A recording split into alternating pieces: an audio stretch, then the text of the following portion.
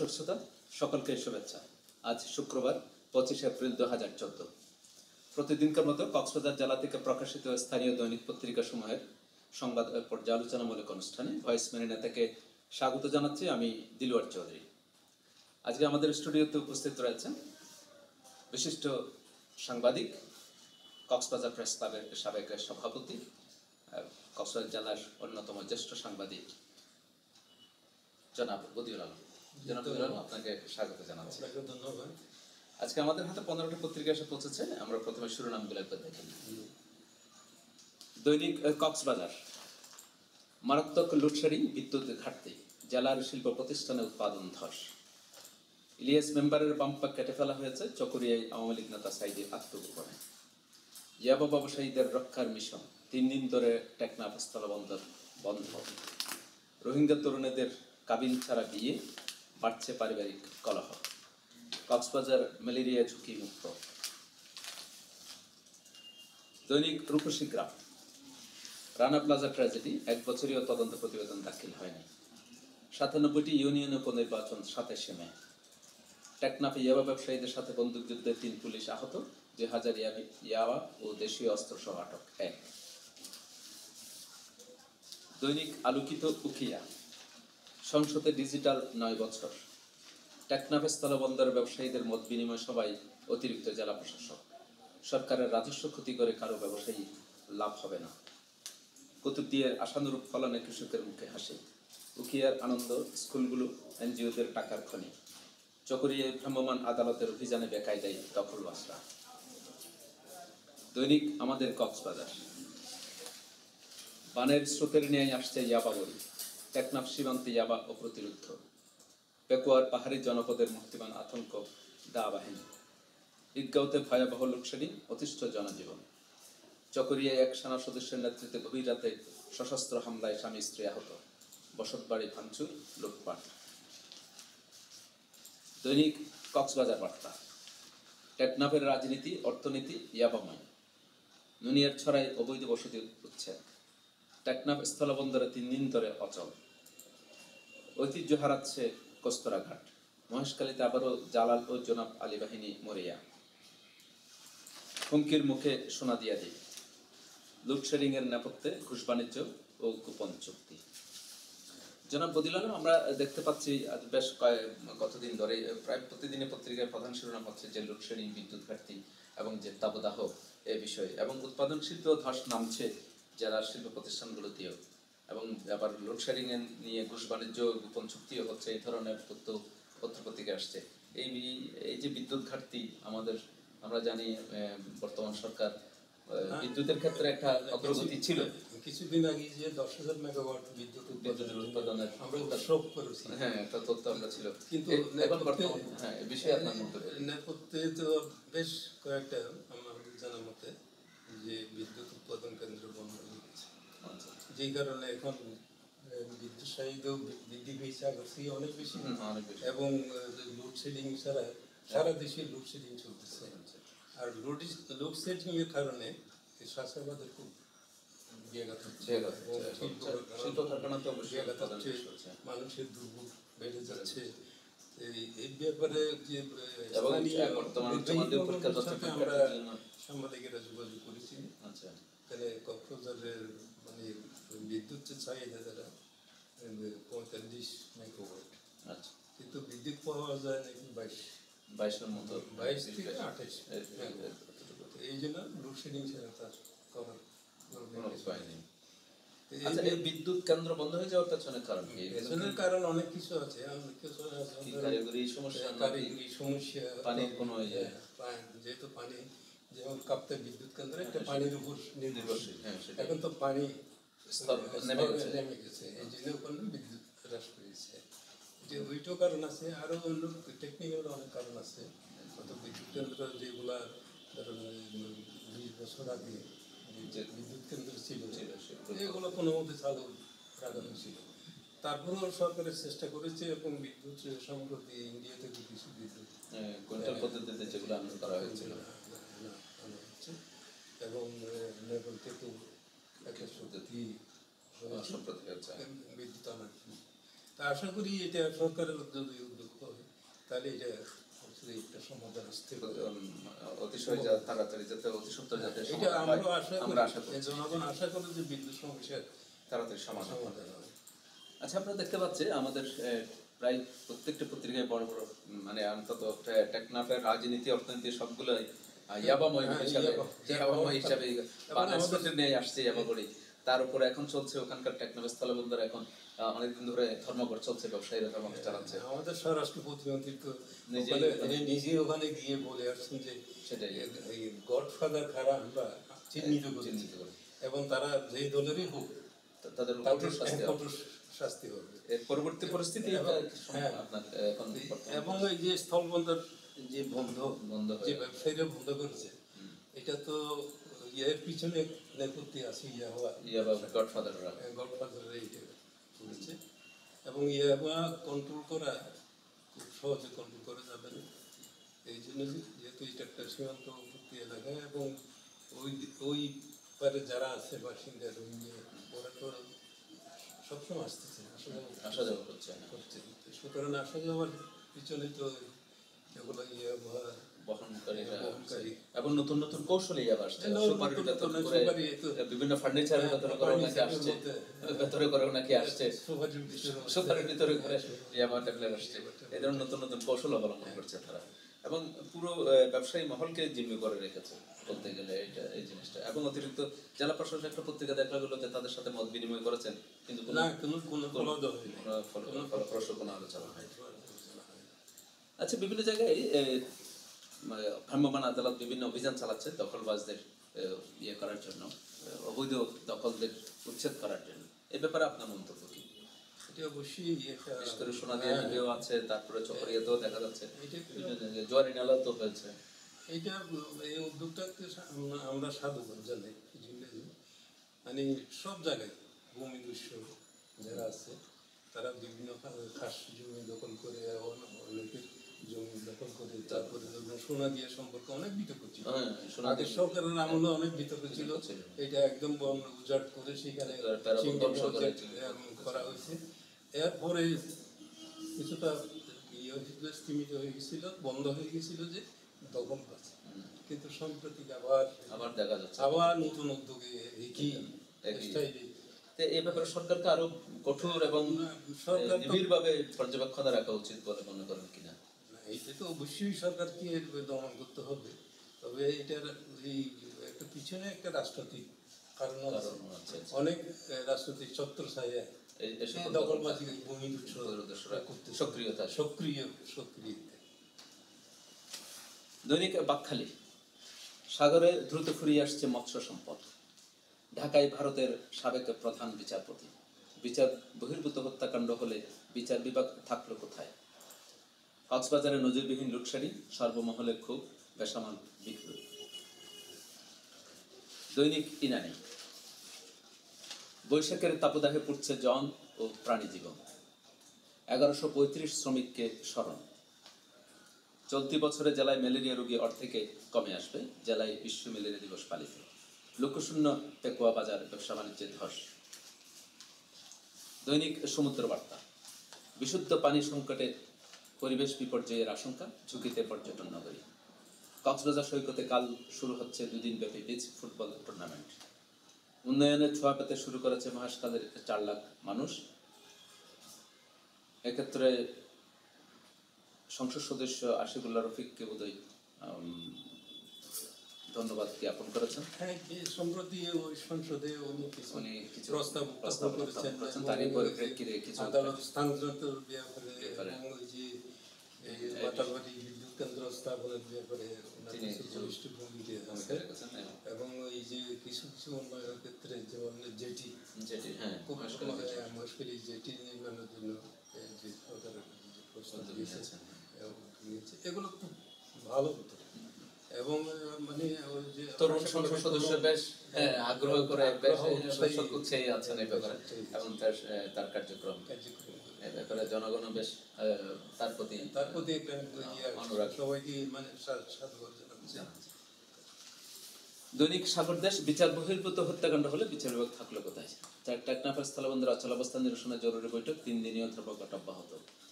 44 জেলার 99 ইউনিয়নের আগামী 27 মে তাপমাত্রা 54 বছরের রেকর্ড ছাড়ল।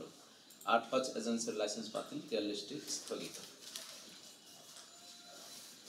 আজকের কক্সবাজারের সড়ক দুর্ঘটনায় 114 জন, 14 দিনে 94 জনের মৃত্যু, আহত 2 শতাধিক। সোমবারের আগে বৃষ্টির আভাস নেই, হুমকির মুখে সোনাদিয়াদি। সৈকতে বালিয়াড়িতে বিচ ফুটবলের আসর বসবে আজ। এবার পূরণ হতে চলেছে মহেশখালীবাসীর স্বপ্ন। আচ্ছা, আমরা এখানে বেশ কিছু দেখতে পাচ্ছি যে সাগরে দ্রুত ফুরিয়ে আসছে মৎস্য সম্পদ, এই ধরনের একটা তথ্য আমরা পত্রপত্রিকায় দেখতে পাচ্ছি। এই বিষয়ে এই বিষয়ে মানে আমার অভিজ্ঞতা থেকে বলছি আর কি। আমার সাংবাদিকতা জীবনে যে আগে খাই ট্রলার আসতো, ওরা এই বঙ্গোপসাগরে এসে ওরা দ্রুত একদম ট্রলিং করতো, অবৈধ প্রবেশ করে তারপরে সরকারিভাবে এটা অনেক সময় তাদের আটক করেছে, ট্রলার আটক করেছে না। ইদানিংও দেখা যাচ্ছে কিছু কিছু ট্রলার অবৈধ লাইসেন্সবিহীন ট্রলার, দেশি বিদেশি ট্রলার এসে একদম ট্রলিং করে এই যে ছোট জাতের মাছগুলো, সেগুলো তারা বড়গুলো নেয়, ছোটগুলো আবার কিন্তু ফেলে যে জাতগুলো তো নষ্ট হয়ে যাচ্ছে, মারা যাচ্ছে, এতে মারাত্মক ক্ষতি হচ্ছে, এটা আরো বেশি ক্ষতি হচ্ছে।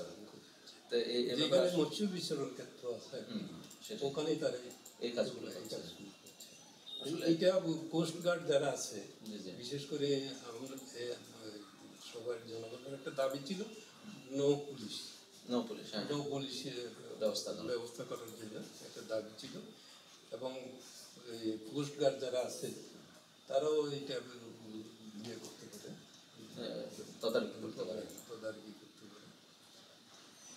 আচ্ছা, এখানে আমাদের চলতি বছরের জেলায় ম্যালেরিয়া রোগী অর্ধেক কমে আসবে। আমাদের কক্সবাজার জেলায় একটা ম্যালেরিয়া দিবস উদযাপিত হয়েছে গতকালকে, আপনি জানেন, সেখানে একটা তথ্য প্রকাশিত হয়েছে এবং খুব শীঘ্রই কক্সবাজার জেলাকে ম্যালেরিয়া মুক্ত ঘোষণা করা হবে, এই ধরনের আশাবাদ ব্যক্ত করছে। এই বিষয়টা আপনার কি? আসলে এই বেলটা তো বিশেষ করে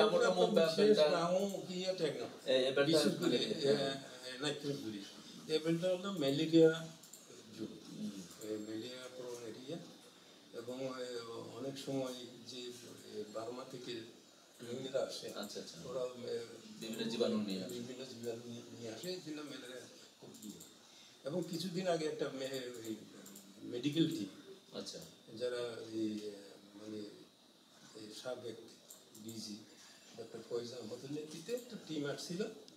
টিম এসে তারা বেশ কিছু জরুরি করেছে, কীভাবে করা যায় এ ধরনের তারা কিছু কার্যক্রম এসে তারা আশাবাদ যে ভবিষ্যতে হয়তো এটা ম্যালেরিয়া অনেক কমে গেছে, আসছি খুব শীঘ্রই ম্যালেরিয়া মুক্ত এলাকা হিসেবে গণ্য করা যাবে। এটা আমাদের জন্য অবশ্যই একটা আনন্দের বিষয়, সুখবরের বিষয়। কিন্তু বিভিন্ন জায়গায় এই যে আইন শৃঙ্খলার যে বিষয়টা, কত জায়গায় বিচ্ছিন্ন হত্যাকাণ্ডের কথা বলা হচ্ছে, আবার কোনো কোনো জায়গায় বিভিন্ন বাহিনীর কথা বলা হচ্ছে। এটা প্রত্যেক সরকারের আমলে এই জিনিসগুলো প্রথম দিকে খুব আইন শৃঙ্খলা খুব শান্ত থাকে, খুব পরিস্থিতি মানে ভালো থাকে, কিন্তু শেষের দিকে বা এটা যেহেতু একই সরকার, আওয়ামী লীগ সরকার দ্বিতীয় মেয়াদের সরকারে আসছে, আসার পরে যেন তারপরে বিভিন্ন এলাকায় যে সন্ত্রাস,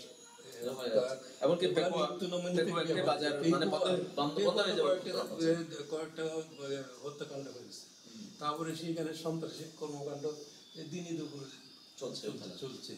তারপরে একটা দা বাহিনী ওদের মানে সন্ত্রাসের জন্য লোকজন চলাফেরা করতে হচ্ছে। বিভিন্ন এলাকায় বিভিন্ন নামের বাহিনী ইয়ে হয়। তো আইন শৃঙ্খলা রক্ষাকারী বাহিনী এই বিষয়টাকে নজরে কি গুরুত্ব, অন্য কোনো কার্যক্রম? আমরা এতদিন তো মনে করছিলাম বা বিগত বছরের শেষের দিকে আমরা অস্থিতিশীল একটা রাজনৈতিক পরিস্থিতির কারণে চিন্তা করছিলাম যে আমরা আইন শৃঙ্খলা রক্ষা করেন, এইসব বিষয়গুলো নিয়ে এত মাথা ঘামাতে পারিনি। এখন তো একটা শান্ত পরিস্থিতি, এটাকে রাজনৈতিক নেতৃত্বকে এটা উদ্যোগ নিতে হবে। এটা যারা পুলিশ বাহিনী আছে এবং আইন শৃঙ্খলা বাহিনী যারা আছে আর কি, অবশ্যই তারা সঠিকভাবে কাজ করছে কিনা এটা কোনো জবাব দিতে নেই। সেটাই। জবাব দিতে নাই। এই জন্য রাজনৈতিক নেতৃত্ব যদি সঠিকভাবে তাদের জবাবদিহিটা নিশ্চিত না করে, নিশ্চিত না করে, না করে। যেমন এখানে ল অ্যান্ড অর্ডার কমিটির প্রতি মাসে একবার অনুষ্ঠিত হয়। সেখানে আলোচনা হয় কোথায় কি হচ্ছে না হয়েছে, আসল বিষয়গুলো ওখানে আলোচনা হয় বাস। এরপরে যে কোনো অ্যাকশনে হয়েছে কিনা, বাস্তবায়ন কতটুকু হয়েছে, হচ্ছে কিনা এটা তার- আমাদের তার follow up নেই। follow up নেই। দৈনিক সমুদ্র কণ্ঠ, এল নিনোর প্রভাবে অতিরিক্ত গরম। মহেশখালী থেকে মালয়েশিয়া যাওয়ার পথে পুলিশের অভিযান, 5 জনকে আটকের পর ছেড়ে দিয়েছে পুলিশ। আজ সৈকতের বাজুয়ারিতে তৃতীয়বারের মতো শুরু হচ্ছে পিস ফুটবল টুর্নামেন্ট। সাইদির মামলা নিয়ে উদ্বেগ ছড়ানো হচ্ছে জামায়াতের কর্মী সমর্থকদের মধ্যে। দৈনিক আজকের দেশ বিদেশ, গরমে নাকাল জেলাবাসী, তাপদাহ অব্যাহত। সিগাল রোডে মলমূত্রের ধারা, টুরিস্ট পুলিশের স্বল্পতা, পর্যটকের প্রাণহানি ঘটনা, পর্যটন শিল্প ব্যাহত হওয়ার আশঙ্কা। সদর রামু উখিয়া টেকনাফের চেয়ারম্যান ভাইস চেয়ারম্যানদের শপথ অনুষ্ঠান 27 এপ্রিল। স্থলবন্দরের অচল অবস্থা কাটেনি। দৈনিক আপন কণ্ঠ, চট্টগ্রাম কক্সবাজার টেকনাফ মহাসড়কে 114 দিনে নিহত 94, আহত 2 শতাধিক। কুতুবদিয়া বাতিঘর অনিয়মে ঐতিহ্য হারানোর পথে, কর্মচারীরা ব্যস্ত, গোয়ালঘর ও খেতখামারে। পেকুয়ায় গ্রেপ্তার আতঙ্কে ঘর বাড়ি ছাড়ছে মানুষ। দৈনিক দৈনন্দিন, দুনিয়া ছড়া সুটকি মহালে অবৈধ বসতি। উন্নয়নের সুফল পেতে শুরু করেছে মহেশখালী দ্বীপের মানুষ। আজ শুরু হচ্ছে 2 দিন ব্যাপী বিচ ফুটবল টুর্নামেন্ট। দৈনিক সৈকত, দেশ পুড়ছে প্রচন্ড গরমে, তাপমাত্রা 54 বছরের রেকর্ড ছাড়ালো। প্রধানমন্ত্রী রানা প্লাজা ট্র্যাজেডি, প্রধানমন্ত্রীর কাছে ঘুমাচ্ছে 100 কোটি টাকা। আচ্ছা, আমরা কুতুবদিয়া বাতিঘরের একটা বিষয় এখানে কুতুবদিয়া বাতিঘর তো এটা তো খুবই ঐতিহ্যবাহী একটা প্রসিদ্ধ বাতিঘর। বিষয় সেই বাতিঘর আর নাই, সেই আগে। ওইটা তো সমুদ্রের মিলে হয়ে গেছে। সেটাই। তারপরেও আরেকটা বাতিঘর যে ছিল তারও অবস্থা বিপন্ন অবস্থায় সেটাই। যে কোনো মুহূর্তে এইটাও কর্মচারীরা অন্য কাজে ব্যস্ত, ওটা নিয়ে কোনো মাথা ব্যথা নাই। মাথা ব্যথা নেই। অথচ এই বিষয়গুলো আসছে। এই সমুদ্রে যে জাহাজ চলাচল করে এই বাতিঘরটার যে দিক নির্দেশনা দিচ্ছে এটা একটা গুরুত্বপূর্ণ অত্যন্ত বিষয়। গুরুত্বপূর্ণ একটা। এটাকে মানে অত্যন্ত মানে এই যে মেরাইন বিভাগ যাকে বলে সামুদ্রিক ইয়ে, এই যাদের মানে এটা ডিপার্টমেন্ট আছে, আচ্ছা আচ্ছা, মেরাইন মেরিন একাডেমি বা মেরাইন ডিপার্টমেন্ট হ্যাঁ, এদের তদারকিতে এটা পরিচালিত হয়। প্রচলিত, যেমন কি সাগরে বইয়া, এই যে বাক্কালির মনে একটা বইয়া, আচ্ছা, যে বইয়া যে এগুলো যে পানির স্তর নির্ণয় করে আর কি, পরিমাপ করে। হ্যাঁ পরিমাপ করে ওই নৌকা সামান মানে জাহাজ চলাচলের সুবিধার্থে বা সুবিধার্থে গিয়ে করে। তো এগুলো তদারকির অভাবেই এগুলো হচ্ছে আর কি। এই বিষয়গুলো আসলে নজর দেওয়া উচিত। অত্যন্ত গুরুত্বপূর্ণ জিনিসগুলো ব্যবহার ধ্বংস হয়ে যাচ্ছে। আচ্ছা, একটা জিনিস দেখতে পাচ্ছি, প্রায় প্রতিদিনই আসে, চট্টগ্রাম কক্সবাজার টেকনাফ মহাসড়কে গত 114 দিনে 94 জন মারা গেছেন, আহত হয়েছেন প্রায় 2 শতাধিক। এইভাবে সড়ক দুর্ঘটনায় মানুষ নিপতিত হচ্ছে, এই বিষয়গুলোকে আপনি কিভাবে দেখছেন? এই বিষয়টা এটা তো অনেক এটা তো আগের সমস্যা, অনেক দিন থেকে এই সমস্যায় এত সড়ক দুর্ঘটনা সড়ক দুর্ঘটনা হচ্ছে। এটা আইনও করেছে, মানে ড্রাইভারের যে লাইবল হবে, দোষী হবে তার বিভিন্ন ধরনের শাস্তির ব্যবস্থা করা হয়েছে। ব্যবস্থাও করা হয়েছে। তারপরেও এরা একদম গাড়ি, সেদিন একটা গাড়ি যে শ্যামলী ঈদগার 2 জন ব্যবসায়ী আহত হয়েছে, একদম মানে ড্রাইভার কন্ট্রোল বাইরে চলে গেছে, সে একদম ইয়ার মধ্যে রাস্তায়। এইটা কারণ, একমাত্র কারণ। আরেকটা কারণ হচ্ছে কি, এখন কক্সবাজার থেকে একই ড্রাইভার ঢাকা যাওয়া, আচ্ছা, এইটা বিশেষ করে হ্যাঁ, অত দীর্ঘ পথ। দীর্ঘ পথ। আগে তো চট্টগ্রামের পরিবর্তন হয়ে যেত, কক্সবাজার থেকে চট্টগ্রামে এক জায়গা, চট্টগ্রাম থেকে কক্সবাজার ঢাকা। একটা ছোট্ট কারণ আছে, এখানে কিছু এই টাকা পয়সার আছে এখান থেকে নাকি, আমি যা জানছি আর কি। আচ্ছা, একজন ড্রাইভার এখান থেকে যদি ঢাকা চলে যায় তাহলে সে 2000 টাকা পায়, আচ্ছা, মানে পার নাইট। পার নাইট, হ্যাঁ। এই জন্য একই ড্রাইভারে চলে হ্যাঁ, চলে যায়। নিয়ে যায়। কিন্তু এতে তো কিন্তু আমাদের এতে তো ক্ষতিগ্রস্ত হ্যাঁ, হচ্ছে, ক্ষতিগ্রস্ত হচ্ছে। যাত্রীরা ক্ষতিগ্রস্ত হচ্ছে, যাত্রীরা একটা ক্ষতিগ্রস্ত। ঝুঁকির মুখে থাকছে। ঝুঁকির মুখে থাকছে। এই বিষয়টা তো কর্তৃপক্ষের বিভিন্ন এই ব্যাপারে আমার মনে হয় এই যানবাহন ব্যাপারে চালানোর যেগুলো এয়ার কন্ডিশন এই যে গাড়িগুলো আছে যেমন জি, জি। গ্রিন লাইন সুপার, এরা কিন্তু এদের ড্রাইভারগুলো প্রশিক্ষিত। প্রশিক্ষিত এবং ওয়েল ট্রেন্ড ওয়ার্ল্ড আছে। ট্রেন। এটা আসলে ঢাকার গাড়ি যেগুলো এগুলো ওয়েল ট্রেন্ড ড্রাইভার না হলে তো না হলে তো এটা তো মানে খুবই ঝুঁকির মুখে অবস্থা। ঝুঁকি। তো এই ব্যাপারে আসলে যে কোনো প্রশাসন, এগুলো তো চট্টগ্রামের প্রশাসন, কক্সবাজার প্রশাসন, ঢাকার প্রশাসন যে রোডগুলো দিয়ে যায় সেগুলো তো একটা সমন্বিত একটা বিআরটি একটা সমন্বিত উদ্যোগ নিতে পারে। তারপর যোগাযোগ মন্ত্রণালয় ইদানিং ওই যে four line Dhaka Chittagong road four line করার একটা উদ্যোগ নিয়েছে, এটা এখনো কাজ শেষ হয়নি। হয়তো সিরিজ শেষ হইলে তখন এটা কিছুটা সুফল পাওয়া পাওয়া যেতে পারে। তো যাই হোক, এতক্ষণ আপনি আমাদের সময় দেওয়ার জন্য আপনাকে অশেষ ধন্যবাদ। আপনাকে ধন্যবাদ। সুপ্রিয় দর্শক শ্রোতা, এতক্ষণ আপনারা সংবাদ পর্যালোচনামূলক অনুষ্ঠান দেখলেন। এই অনুষ্ঠান দেখার জন্য লগ ইন করুন www.voicemarina.com। আপনাদের সাথে আবার দেখা হবে আগামীকাল একই সময়ে নতুন কোনো সংবাদ নিয়ে। সে পর্যন্ত ভালো থাকুন, নিরাপদে থাকুন।